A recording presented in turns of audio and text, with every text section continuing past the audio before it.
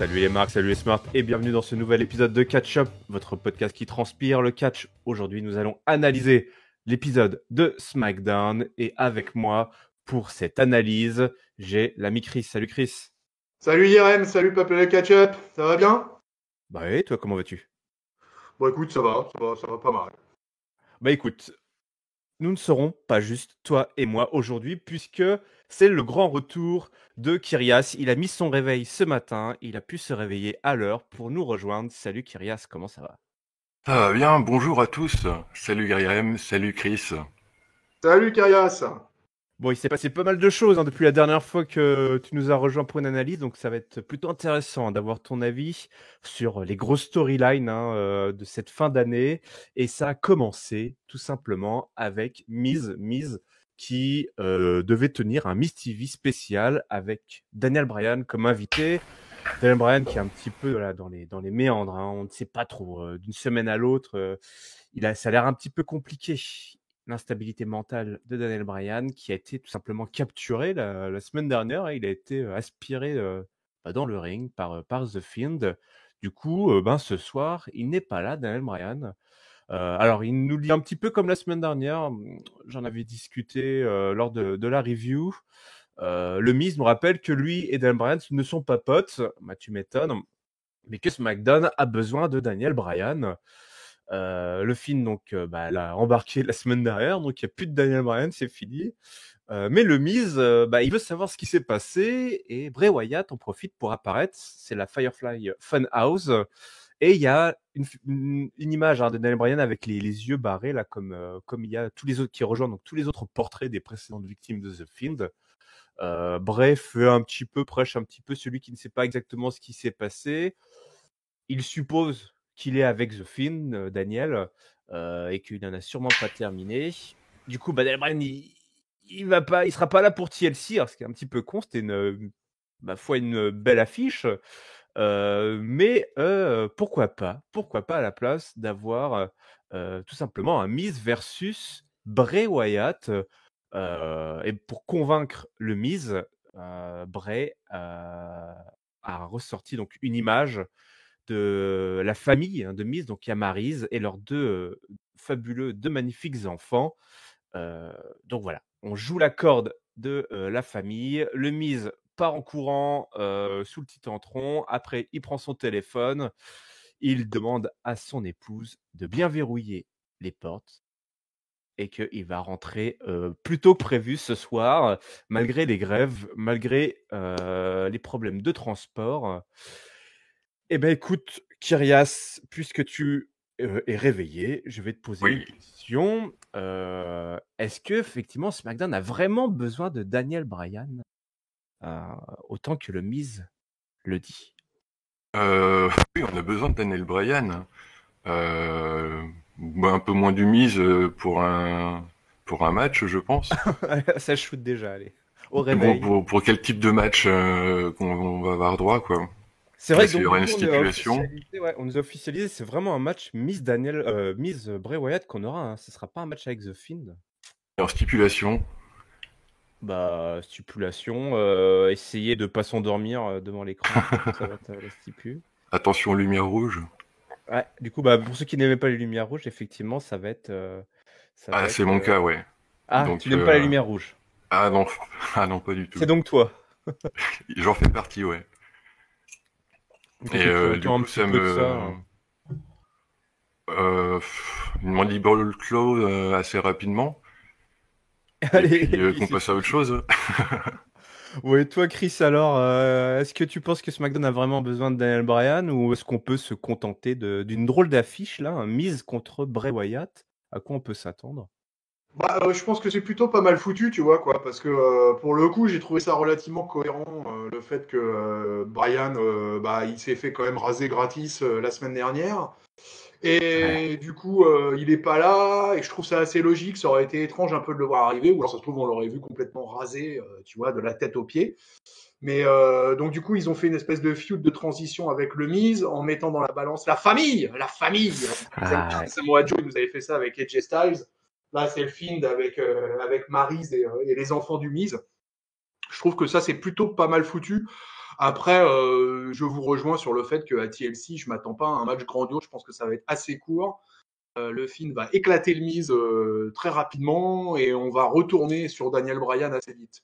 Pour le coup, quand même, Daniel Bryan, même s'il n'était pas là, il y a un truc qui est sûr et certain, c'est que le Yes Movement est totalement de retour.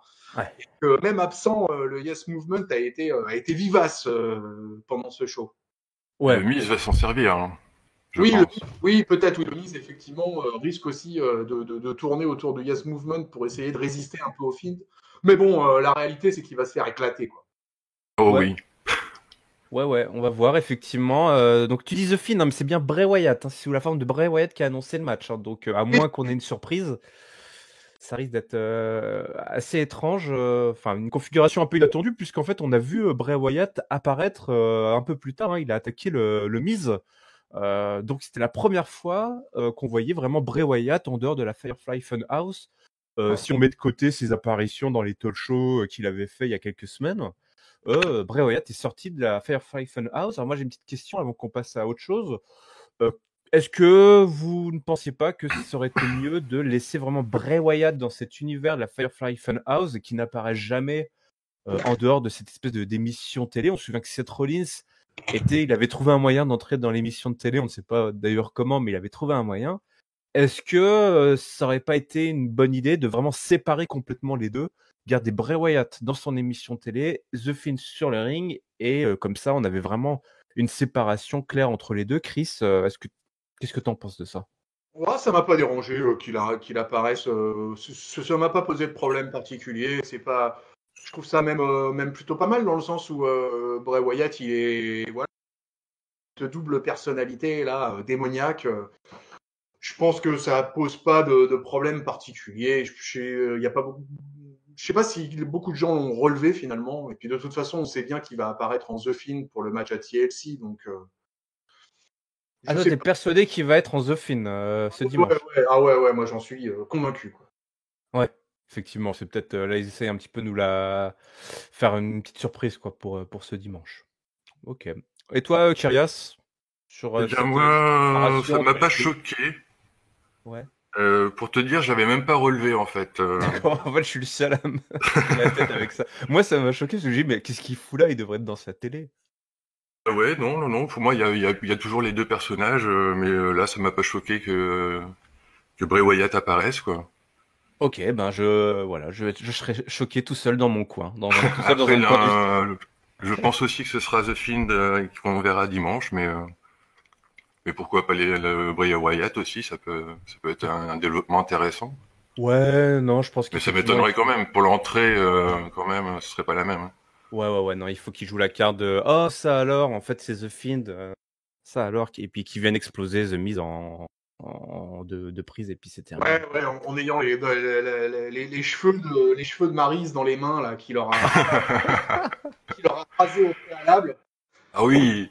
pour rendre fou le mise encore plus. Ok, donc bon, bah, on a bien cerné ton type de fétichisme, hein, Chris. Bah écoute, en parlant de jeune fille aux cheveux blonds, Alexa Bliss est de retour la semaine dernière. Elle est réapparue. Elle a rejoint avec bonheur Nikki Cross, hein, qui était contente de retrouver sa grande copine. Ce soir, il y avait un match. Alexa Bliss s'est débarrassée assez facilement de Mandy Rose. Donc c'est le retour aux affaires d'Alexa Bliss. Est-ce qu'on est content de ce retour et du fait qu'on l'ait remis avec Nikki Cross? Kyrias, qu'est-ce que tu penses de ce retour là d'Alexa Bliss? Oh, j'en suis content. Moi, j'aime pas mal Alexa Bliss. Bah, je pense que tu me contrediras pas, mais elle se débrouille bien dans le ring et elle a un personnage qu'elle tient bien. Ce qu'on ne peut pas dire de Mandy Rose, par contre, encore. C'est terrible, quoi. Ah, il y a du boulot, hein, beaucoup d'approximations Il y pendant ce a, il y match. a, il y a pas de progrès chez elle, quoi. Ah ouais, non, c'est une catastrophe cette nana, quoi. Elle rate même ses moves qui soi-disant fétiches, le running knee, il passe à côté, quoi. Carrément, elle le foire. Non mais elle est nulle cette fille, j'arrête pas de le dire depuis des semaines à cette antenne. Cette nana est nulle, quoi. Voilà, le retour d'Alexa Bliss pour le coup était sympa. Mais malheureusement, elle affronte Mandy Rose, quoi. Donc, pour se mettre en avant avec un balai pareil dans le ring, c'est quand même vachement compliqué, quoi. C'était pourri ce match, mais alors pourri, quoi. Voilà, voilà ce que j'en ai pensé de ce match. Ouais, bah écoute, je pense que pas mal de gens partagent cet avis. Effectivement, c'était pas une grande rencontre là pour le retour entre les cordes d'Alexa Bliss avec une Mandy Rose qui, en fait, je vais même être plus honnête, c'est non seulement il n'y a pas de progression, mais tu as l'impression qu'elle a régresse en fait. Parce que ce match-là, en moins de 5 minutes, comme tu l'as dit, enfin les botches, les approximations. En plus, je pense que voilà, Alexa Bliss, voilà, elle a un petit peu de rouille, comme on dit, un petit peu, voilà, faut qu'elle se réchauffe un petit peu, ça a mis vachement en avant effectivement les faiblesses de Mandy Rose et là, tu as l'impression que jamais, enfin, elle va jamais s'améliorer, quoi. Mandy Rose, elle n'arrive même pas à placer un roll-up correctement, quoi. Je veux dire, c'est la base, quoi, tu vois, quoi. Et alors, il y a eu quand même, dans ce match, il y a quand même eu pitoyable aussi, c'est quand Mandy Rose a arraché les sourcils, les faux sourcils de Alexa Bliss, quoi. Alors, Ah, Alexa, ce détail. Alexa Bliss, elle est sympathique, hein, parce qu'elle l'a joué à fond en poussant des hurlements, comme si se faire arracher un sourcil, c'était une souffrance horrible. Mais, mais c'était pitoyable, mais c'était pitoyable. J'imagine dans le vestiaire de WWE, bah, quand toutes les filles ont terminé leur soirée, qu'elles sont là toutes à enlever leur sourcils, c'est des hurlements dans les backstage. Ah ouais, ouais. Je sais pas pourquoi les femmes s'affligent ça, hein, visiblement ça a l'air d'être assez douloureux. Mais effectivement, ça m'a fait penser à la séquence de Triple H qui arrache le Le piercing de Batista. Ouais, sauf que je pense qu'arracher un piercing, ça peut faire réellement mal. Arracher des faux sourcils, j'ai quand même un fort doute. Je vous parle de Batista, ça tombe bien. Batista a été nommé. Alors, il a été nommé 2 fois. Batista, qui va être donc introduit au Hall of Fame en 2020. Donc, c'est la grosse news qui est tombée. Il sera accompagné de la NWO. Rapidement, qu'est-ce que vous pensez là de l'animal qui va être reconnu, qui va rejoindre voilà ce prestigieux Hall of Fame de la WWE? Chris, toi qui l'as connu quand il était tout bébé, Batista, est-ce que tu es fier de la carrière de ce monstre, de cette bête, hein? Batista, c'était comme un sacré morceau. Ouais. C'est gravement mérité. Je m'attendais peut-être pas à ce qu'il passe qu'il arrive aussi vite dans le Hall of Fame. Mais Ça va vite maintenant, le Hall of Fame, j'ai l'impression que dès que tu as fait ton dernier match, t'y vas, quoi. ouais, c'est clair. Ouais, c'est terminé. Et puis il y a pas que lui, hein, qui a déjà été annoncé, puisqu'il y a la NWO aussi, Ouais. qui est annoncée dans le Hall of Fame 2020. Ouais, que des mecs qui ont déjà des bagouzes, hein. Ouais, que des mecs Hall of Famer déjà. Ouais. Donc, mais voilà. Mais pour Batista, c'est amplement mérité au bout de sa carrière. Il est quand même à la WWE depuis 2002. Je crois qu'il est quadruple champion du monde, un truc comme ça, vainqueur du Royal Rumble à 2 reprises. Enfin bon, le gars, il a un palmarès qui parle pour lui, quoi. Et Champion tag team aussi, ouais. champion tag team aussi, ouais. Donc, ouais, le gars, il cumule, quoi. Il cumule. Et il a mis over un petit jeune dans son dernier match. En plus. Bon, ouais, donc Batista, on en a parlé dans cette émission, puisque Drake Maverick, qui fait un petit peu la cour à Dana Brooke, visiblement, il se passe quelque chose entre Batista et Dana Brooke. Les deux se cherchent, se reniflent un petit peu l'arrière-train. Drake Maverick en pas. Alors sur Twitter, je sais pas si ça va plus loin, mais Drake Maverick du coup est un petit peu jaloux. Ils se sont un petit peu rejetés et il demande qu'est-ce que Batista a que lui n'a pas. Et là, Elias débarque. Il se moque de Drake Maverick avec une petite chanson de son cru. Et Drake donc lui met une claque et s'en va, et tout ça tout ce monde se retrouve entre les cordes.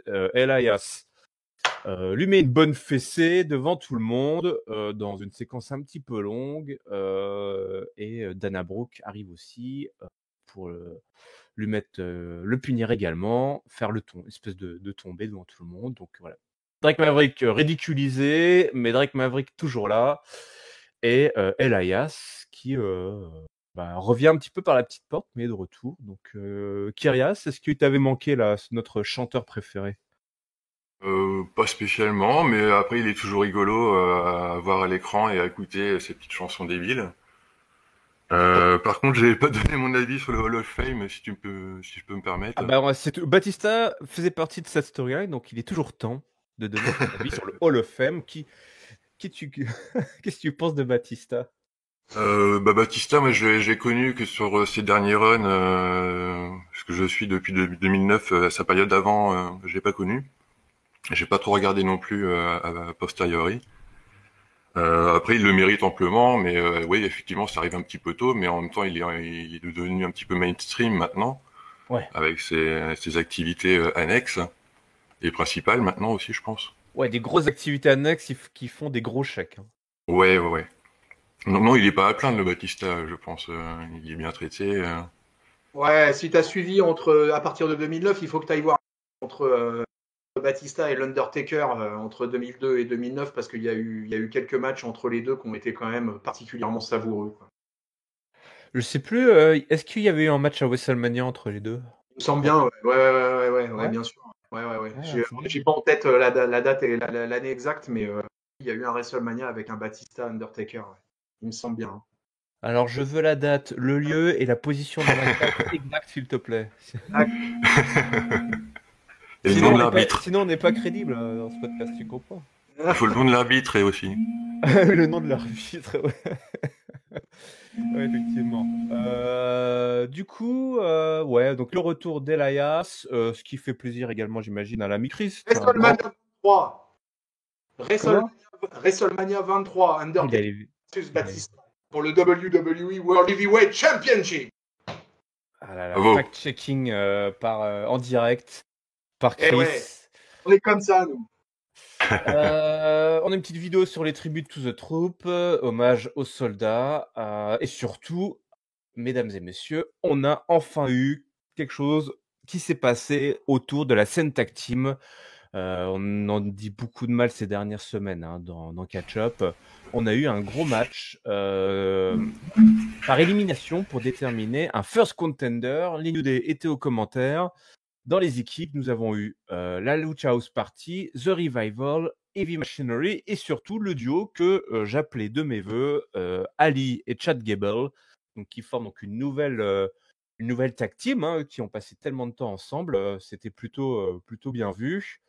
Un match assez enlevé, forcément, avec beaucoup de high flyer là, heavy machinery. Donc évidemment, on a eu droit au Caterpillar avec Otis et les Revival qui démontrent une fois de plus, et là on va peut-être pouvoir parler de ce résultat quand même, que ce sont les spécialistes de la division puisqu'ils arrivent à placer la Shatter Machine après un chip shot là, de Dawson, alors que Gable avait placé le ankle lock.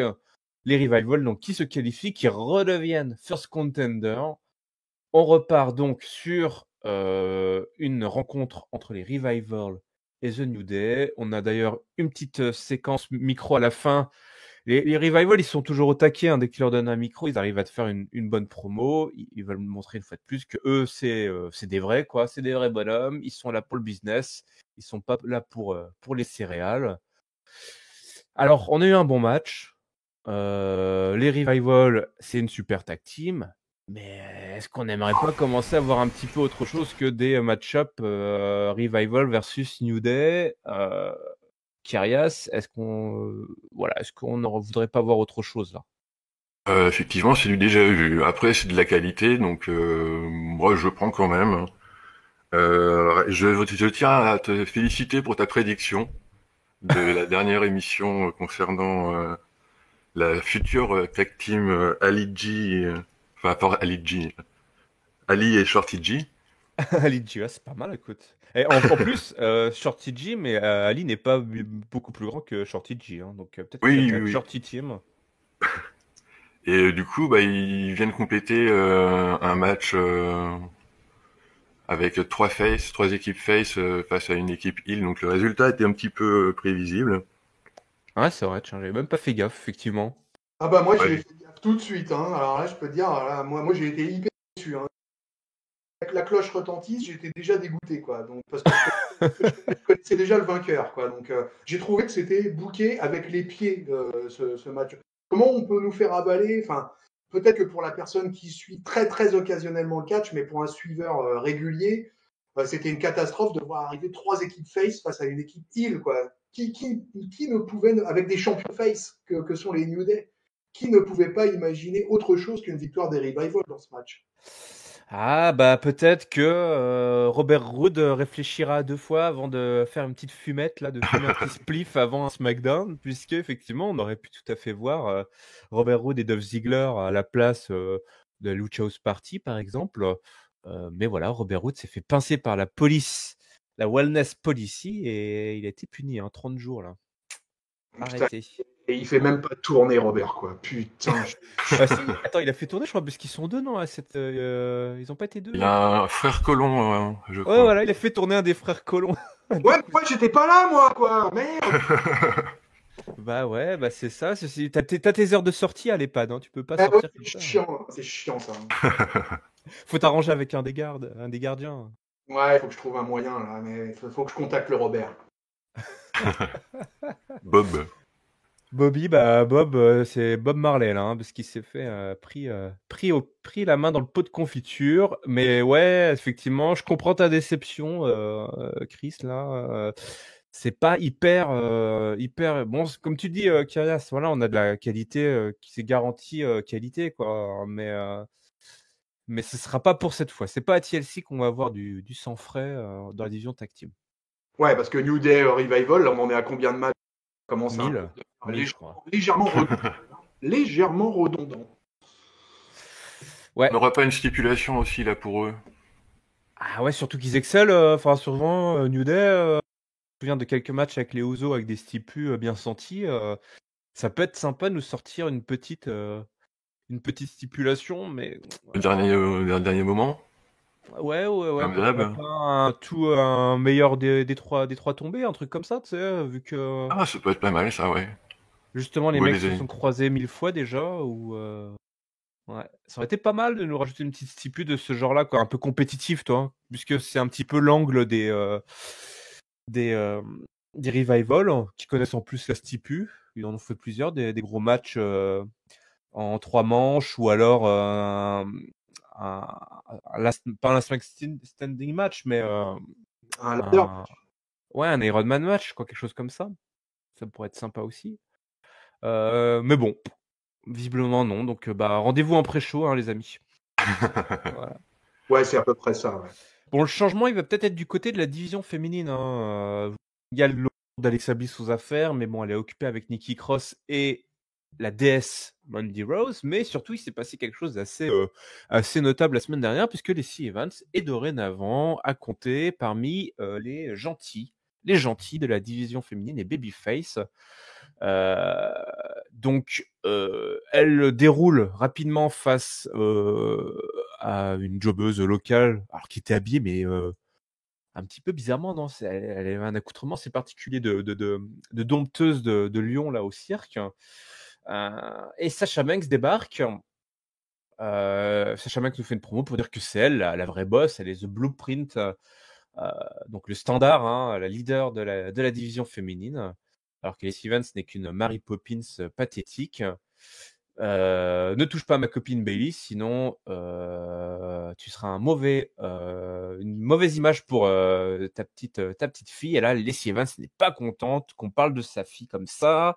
C'est une ancienne marine. Alors on joue la carte du passé militaire de Lacey Evans, qui évidemment fonctionne à plein régime. Sinon, elle va renfiler ses bottes et Sasha Banks rejoint le ring, et au moment où les Evans mime un woman's right, Sasha Banks finit par terre. Elle a peur, et Bailey débarque pour attaquer les Evans, et c'est un beatdown pour les deux méchantes.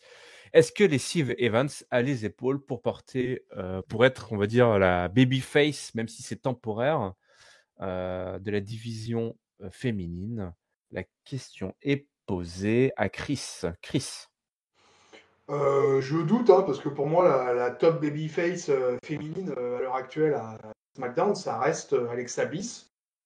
Lacey Evans, le face turn, il date d'il y a peu. J'ai pas l'impression que le public embarque pour l'instant énormément sur ce face turn. Moi, tant qu'elle rappelle qu'elle a été une Marine, ça fera popper. Ouais, voilà, ouais, on se sert de son passé. Euh, ouais, la faire passer en face, un peu, peut faire avaler la pilule un peu plus facilement, quoi.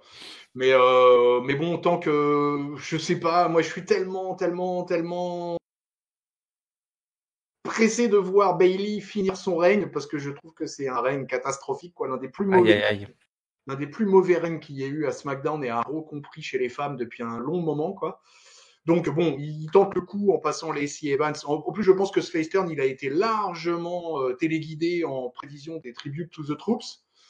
Parce que ça va faire bien à Tribute to the Troops d'avoir une ancienne marine qui va être une gentille. Donc voilà, écoute, je sais pas, je suis assez dubitatif sur ce qui se passe à SmackDown au niveau des femmes en ce moment-là. C'est un petit peu le bordel. Il n'y a pas vraiment quelqu'un qui arrive à se détacher. Je sais pas ce que t'en penses, Kyrias. Est-ce que Lacey Evans a les épaules là, ou on est toujours un petit peu dans cette mélasse de la division féminine? C'est de la mélasse quand même. La Quand on bonne voit la mélasse. championne, non, je suis un peu du même avis que Chris quand même. Je suis pas très emballé par tout ça. Effectivement, Tribute to the Troops, c'est dû. Enfin, après, c'est de la culture plus US, mais pareil, ça m'a pas emballé plus que ça que ce soit si mis en avant. Mais bon, il faut des championnes effectivement face et avec un passé militaire derrière, donc ça vend toujours plus Ouais. quoi. Ouais, moi j'ai trouvé, je sais pas ce que vous en pensez, mais je trouve Lacey Evans, ça a quand même, il y a un potentiel. Elle me fait beaucoup penser à Baron Corbin, mon dieu, notre bon roi. Les cheveux longs. Euh, On lui dans le, coupe la tête. qu'on lui coupe la tête. Non mais attends, tu dis ça parce qu'il n'est pas là, voyons. Il y a vraiment un potentiel, je trouve, avec Lacey Evans. Elle est super bleue, comme on dit, mais elle a, je trouve, un charisme assez naturel. Là, c'était un petit peu long sa promo, mais elle a, comme je trouve, une présence assez forte. Enfin, on peut vraiment voir un potentiel assez fort. Alors peut-être pas pour atteindre la dimension stratosphérique de filles comme Charlotte et Becky Lynch, mais après tout, pourquoi pas. Mais c'est vrai que enfin, le décalage entre Lacey Evans, la rookie qu'on pousse un petit peu là, depuis le début de l'année, et c'est pas pour rien à mon avis, versus Bailey, qui est là depuis des années et qui est censée être, voilà, elle est parmi les Horsewomen, elle nous a délivré des grands matchs à NXT, et enfin la comparaison entre, on va dire, presque une rookie et presque déjà une vétéran en la personne de Bailey, enfin, elle est assez, il y a vraiment j'ai l'impression un gouffre, quoi. Et moi, j'ai beaucoup d'espoir en Lacey Evans. Et tout comme j'avais mis une bille sur Baron Corbin il y a quelques années, je mettrais bien une bille sur elle. Je pense qu'elle a un potentiel parce que là, de ce qu'elle a montré là, j'étais plutôt rassuré. Même si on leur fout pas on les aide pas hein, avec les promos là, c'est sûr que c'est pas grandiose. Mais je suis Ouais, assez intrigué. là où je te rejoins, c'est que je préfère voir Lacey Evans championne à l'heure actuelle que Bailey, quoi. Bailey, je peux plus, quoi. Bailey, il faut que ça s'arrête, quoi. C'est vraiment, pour moi, c'est peut-être sur les 5-6 dernières années, c'est le pire run de championne qu'il y ait eu à SmackDown, quoi. Elle est, Bailey, je la trouve, mais en dessous de tout, je crois que c'est la plus mauvaise heel que j'ai jamais vue chez les femmes. Mais vraiment, mais de loin, quoi. Elle est de loin. Donc, effectivement, voir Lacey Evans arriver dans la title picture, mettre une branlée à Bailey, bah, je serais assez pour. Ouais, et pourquoi pas?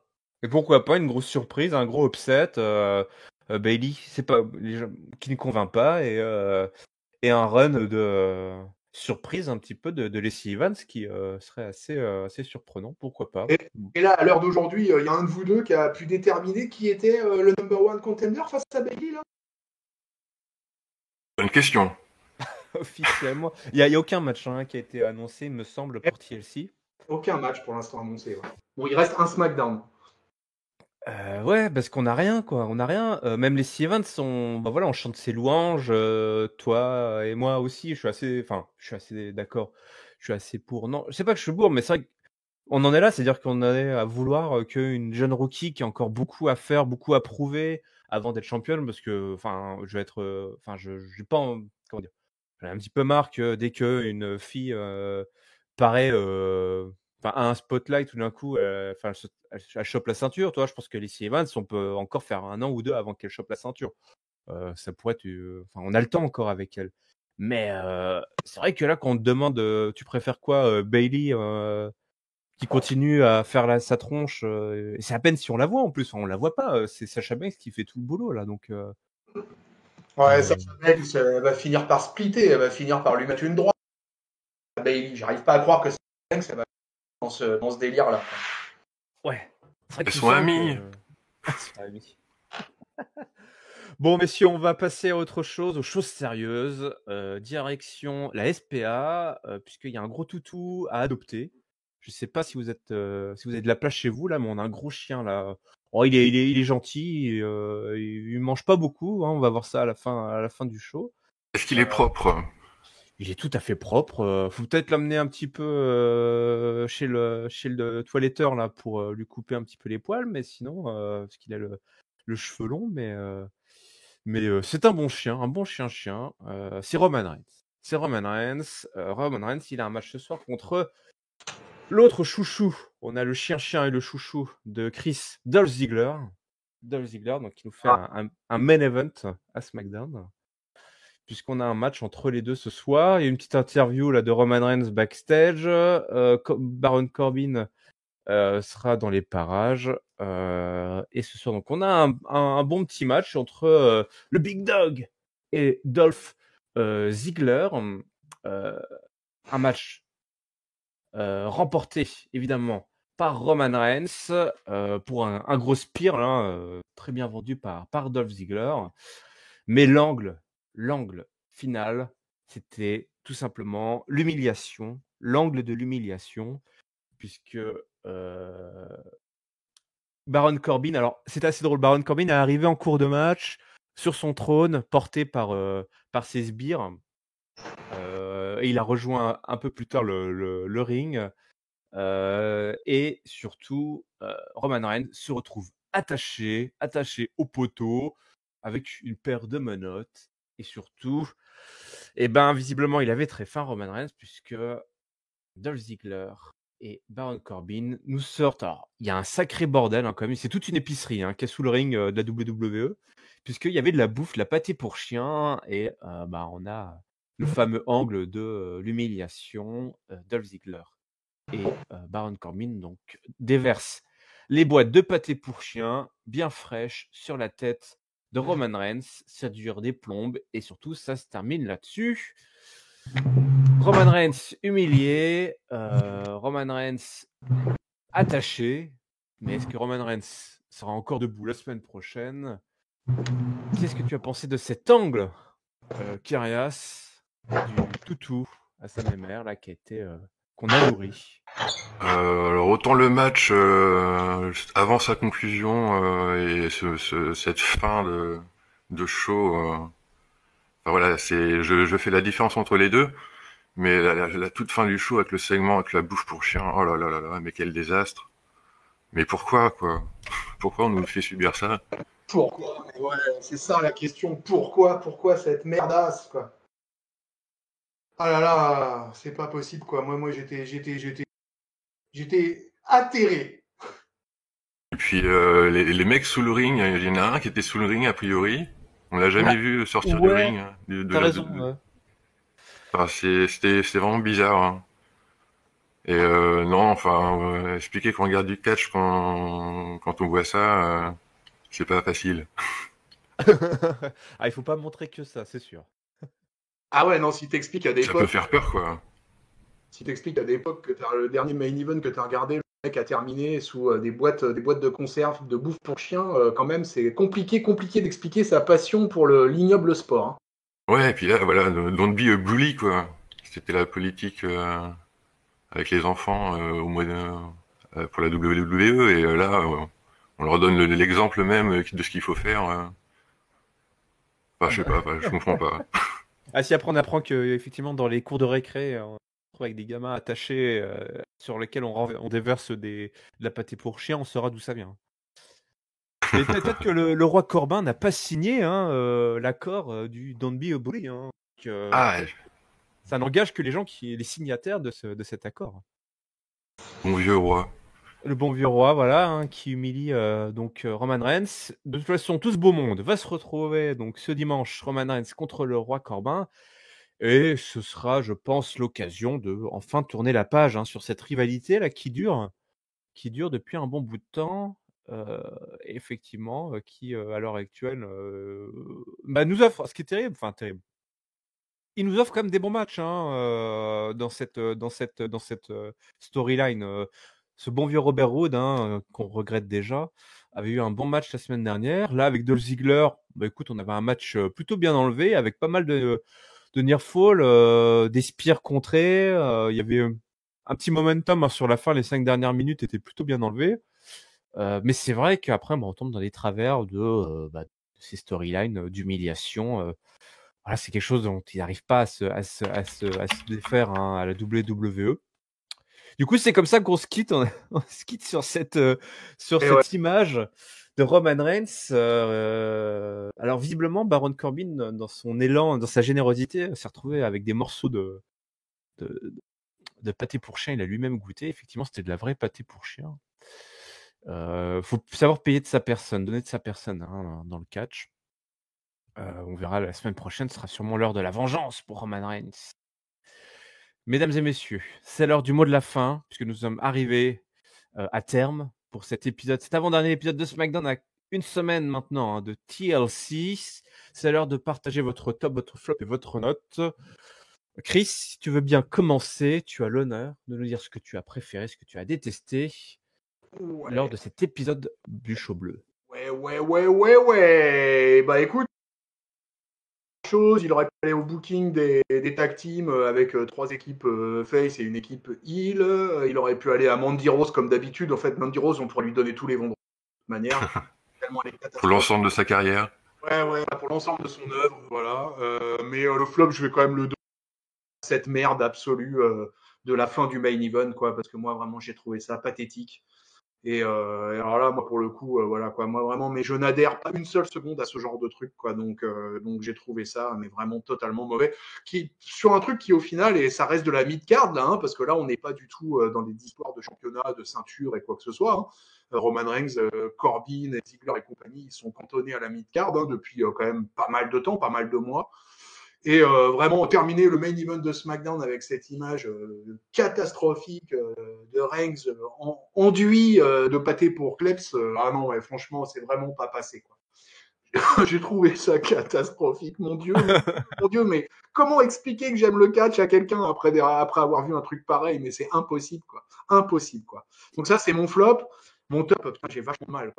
J'ai vachement de mal à trouver un top à ce SmackDown. Il n'y a pas grand-chose qui m'a fait monter au plafond. Je vais le donner au retour d'Alexa Bliss parce que je la trouve belle et que pour moi c'est la top babyface de SmackDown à l'heure actuelle. Donc je vais le donner à Alexa Bliss, quoi. Mais alors vraiment en toute subjectivité. Et ma note, ça va être un 2. Ok, voilà, la sentence est tombée. 1-2 pour cet épisode de SmackDown pour Chris. Est-ce que Kyrias va être aussi dur avec SmackDown? La réponse tout de suite. Eh bien, écoutez, oui. Mon flop, je pensais prendre celui-là, et le même que Chris, effectivement. Ce segment avec la bouffe pour chien mériterait un flop aussi, mais je vais pas prendre celui-là. Je vais me mettre à Bayley en fait, hein, pour changer. C'est pas mal. Ouais, c'est un bon flop. En top, ça devient difficile aussi d'en trouver, mais je pense que je vais le donner à une vignette de Sheamus. Ah, c'est vrai qu'on qui n'a me pas donne parlé. de l'espoir. Une belle vignette là. Sheamus nous promet un bon retour. Ouais, c'est le retour du Celtic Warrior. Ça, c'est pas mal, ça. Et contre qui il va aller, ça m'intéresse bien de savoir vers quoi qui il va se diriger. Un petit Roman Reigns, ce serait pas mal, hein, après sa feud avec... Mais bon, il va encore rester dans la mid-card, mais bon. Mais ouais, c'est ce qui m'intéresse le plus en ce moment, quoi. Pour vous dire l'état de SmackDown. effectivement. Ce qui m'intéresse, c'est ce qui se passera peut-être dans un mois. Et puis, Voilà. au passage, le titre intercontinental, il était où là? Ouais, grosse gueule, ouais, il était nulle part. Bah écoute, effectivement. Bah, peut-être que tu viens de m'aider à trouver un flop, tu vois. Et ta note, Karias? Ta note? Ma note, je dirais un 1,75. Hein. Oula, ça descend, ça descend. Et heureusement que Ringside n'est pas là, parce que si Ringside avait été là, il y aurait eu. Ouais, bon, il aurait mis un 0. Il y a eu du bon catch quand même entre Ouais. les tag teams hein, avec Revival en contender. Moi, ça m'a plu quand même, donc je mets un minimum de points, mais voilà, je suis pas emballé du tout quoi par ce SmackDown. Ok, bah écoutez, alors vous avez fait un peu le tour de tous les flops. Moi, je vais donner un flop très personnel, j'en ai parlé. C'était donc l'apparition de Bray Wyatt en dehors de son émission télé, qui en plus agit vraiment, enfin agresse physiquement ses adversaires. Je trouve que ça, c'est vraiment la partie de The Fiend, toi, l'agression physique. Et c'est vraiment le côté plus de The Fiend. Et j'aimais bien, là, voilà, qu'on ait cette partie plus psychologique vraiment autour qui était tenu par Bray Wyatt depuis son émission, là, son poste de télé. Là, le fait que tout d'un coup, il attaque physiquement dans les couloirs, voilà. Je trouve que du coup, on perd un petit peu dans le côté unique qui faisait de Bray Wyatt The Fiend. Mais bon, je comprends que il y a que moi qui soit choqué. Pour mon top, pas énormément de choses effectivement. Là, c'est compliqué. Il y a des fois on a du mal à trouver un flop, des fois on a trouvé un top. Je vais le donner à, bah écoute, effectivement au match là pour la division tag team, indépendamment du résultat. Je trouvais que voilà, on a une belle prestation de toute la division. Donc ça fait plaisir. On crache suffisamment, on dit suffisamment de mal sur la division tag team, même si bah au final c'est toujours les mêmes. Et ma note, bah écoutez, je pense que je vais rejoindre. Je vais peut-être donner un 1,87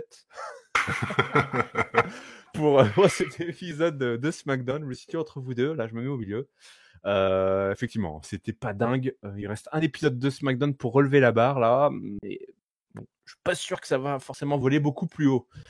Bien, et bien messieurs, c'est l'heure de se quitter. Je vous remercie pour votre présence. Merci à toi, Chris.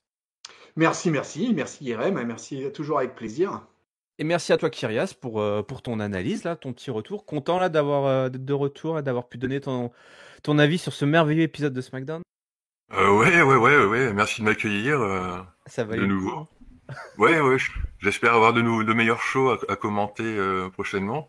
La porte est toujours ouverte au studio quand il faut analyser des shows de merde. Mais c'est avec plaisir.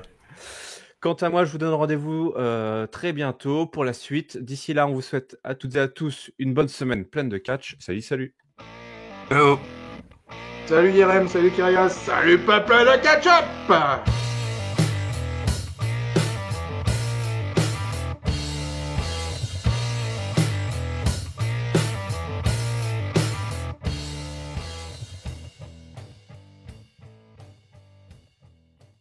C'est qu'il a une livraison. Tout à l'heure, on m'a livré 2 bouteilles de vin, dis donc, Chris. Ah, c'est cool, c'était quoi comme pinard? Bah, je sais pas, faut que j'ouvre la boîte. Je ne sais pas.